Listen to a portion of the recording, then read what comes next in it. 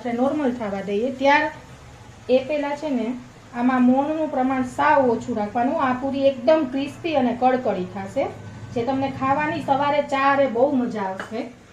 એનામાં જો આટલું મોણ નાખવાનું. આપણે ગુજરાતી હોય એટલે નાસ્તામાં કંઈક કંઈક જોતું જ હોય. આ પૂરીમાં કંઈ ઘટશે નહીં એવી ફાઇન પૂરી થશે. એમાં તલ એડ કરીએ આપણે, વ્હાઈટ તલ. ત્યારબાદ જીરું અને મરીનો અધકચરો ભૂકો ટેસ્ટ પ્રમાણે એડ કર્યા પછી ટેસ્ટ મુજબ નિમક લેવાનું. જો તમારે ઘરમાં કોઈ વડીલ હોય અને બહુ કડકડ થાય તો ન ખાઈ શકે તો થોડું મોણનું પ્રમાણ તમારી રીતે વધારે લેવાનું. ચાલો હવે એમાં આપણે બધા મસાલા એડ કરશું. સૌપ્રથમ ધાણા જીરું, હળદર સાવ એમથી ઓછી, જેથી કરીને મેથીનો કલર ચેન્જ ન થાય. થોડું અમથું મરચું પાવડર લેવાનો અને થોડી અમથી હિંગ લેવાનું.